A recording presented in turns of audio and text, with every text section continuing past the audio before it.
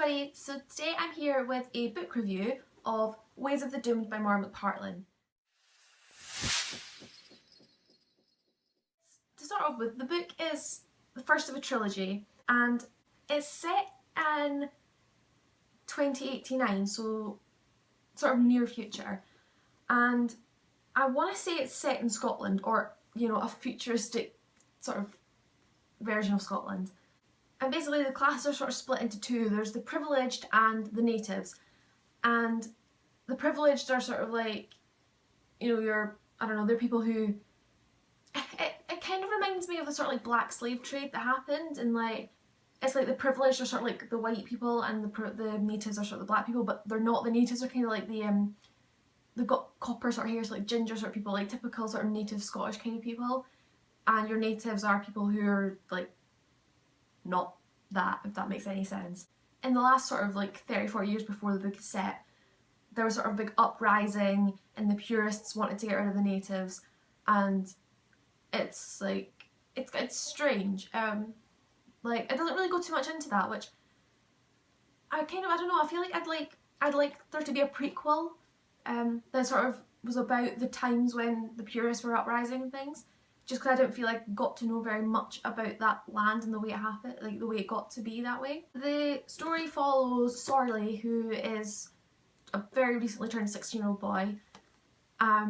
His parents are military, like they work in the military, and his mother ends up being a hero of death, which means she has to basically, like a sort of suicide bomber, she has to, you know, kill herself along with a terrorist or something along those lines. And his dad just gets completely heartbroken and ends up dying as well. So he's orphaned, and his native, because everyone has a native that sort of looks after the kids and stuff, Ishbel, she takes Sorley to go and stay with his grandfather, because basically Sorley becomes an outlaw because of his parents. I'm a bit hazy on that. So Sorley has to go and stay with his grandfather, who's a bit of an arse, to be honest, on this like prison island called Blackrock. So his grandfather is sort of like the prison guard, or like the main prison owner guy person thing at this penitentiary.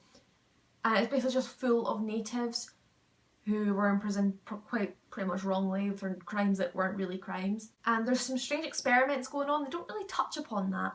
And actually, like, we'll get to that. You know, Sorley tries to find out, like, as it says here, the passport frees him his truth.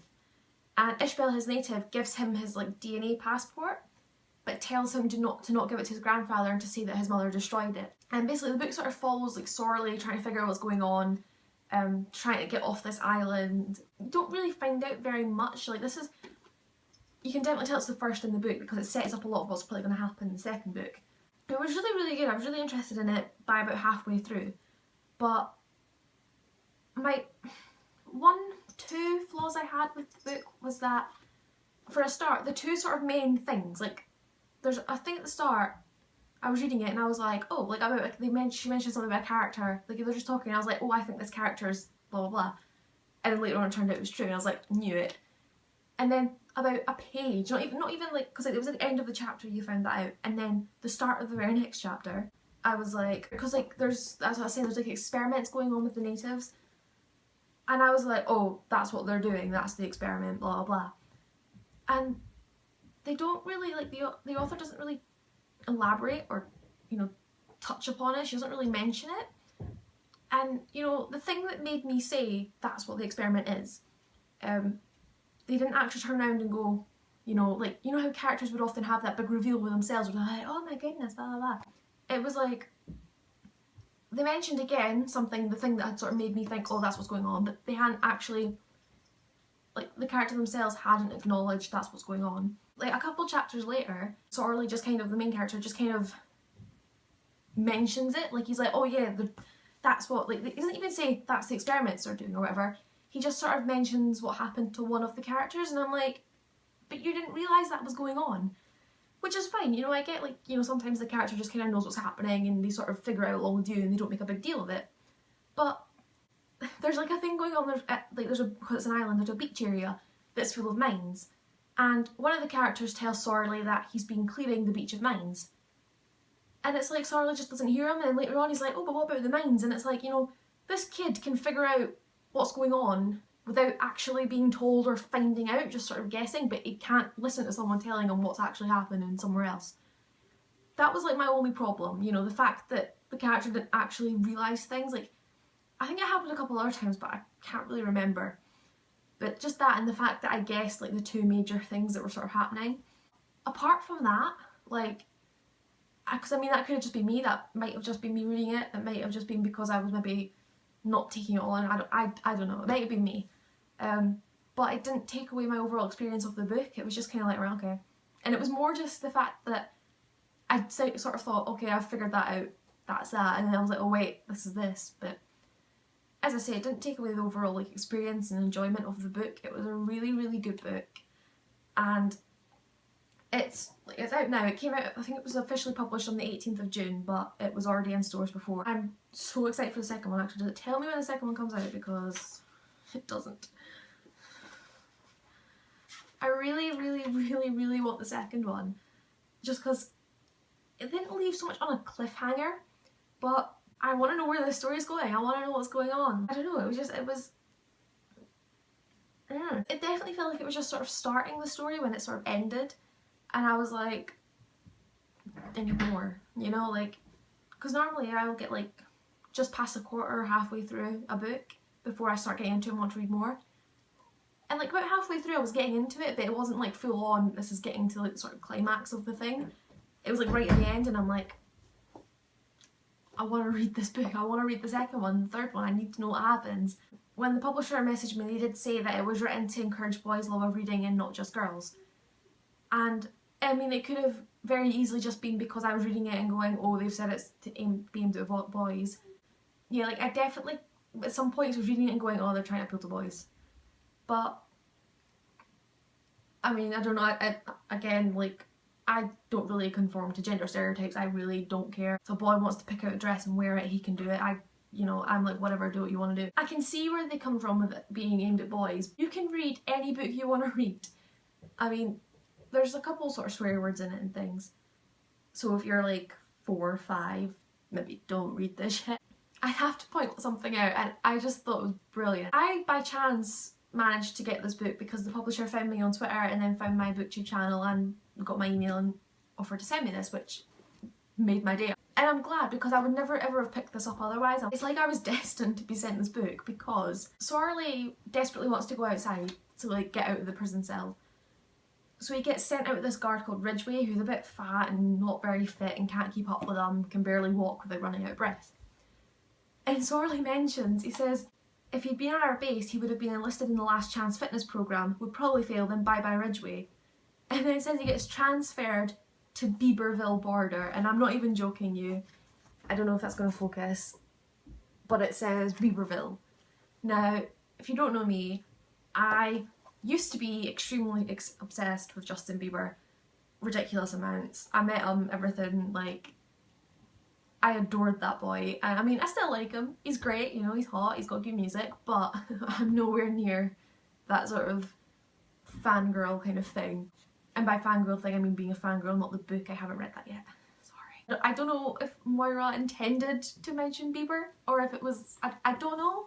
I really don't know if she realised that's Justin Bieber's surname and put it in there for that purpose, or what. So if you could let me know, Moira, that's brilliant, because it made my day. But no, I'm super excited to get the second book and the third book.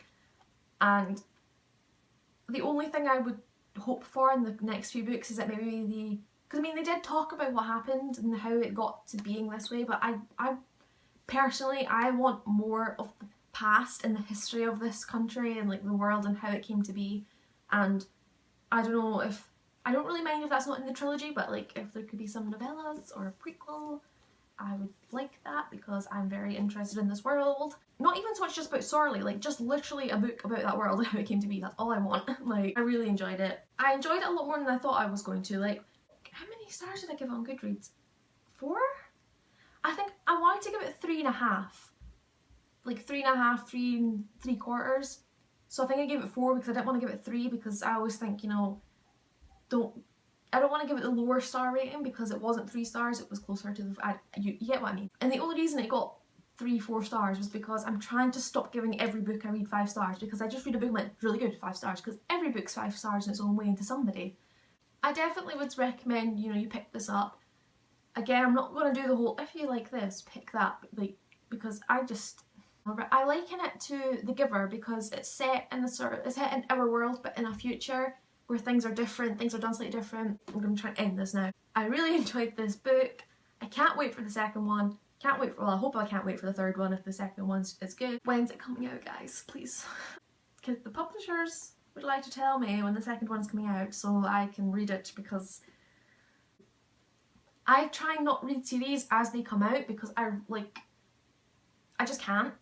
Like, I can't wait longer than like 3 months for the second one because my brain will go.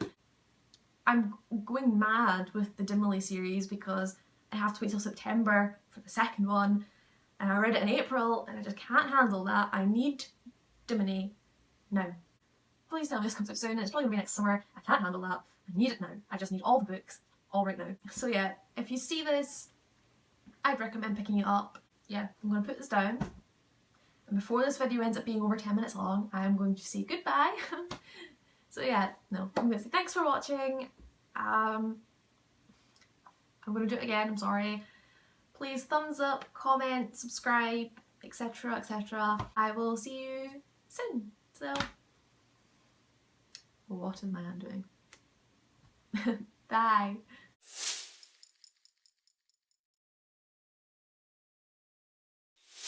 I just wanted to pop this quick little bit at the end here to let you know about a friend of mine's YouTube channel. She's not a booktuber, she, I don't really know, she has 2 videos up so far. The first one is an original song that she wrote, which has been stuck in my head for about a week. She went to Grand Cayman last year on holiday, loved it, came home and wrote this song, and she goes away like on Monday, and I'm so jealous, like, can I go with you please, Laura? So her name's Laura Bell Jack, that's what her YouTube channel is. I will put a link in the description below. She also uploaded a video about like talking about why she wrote the song and stuff, but you need to listen to the song. I'll actually link the song video there because I'm obsessed with it. It has been stuck in my head for a week and I want you all to be obsessed with it and dream of going to Grand Cayman. So yeah, thought I'd give Laura a little shout out there. So description below is where you will find links to that. Bye again.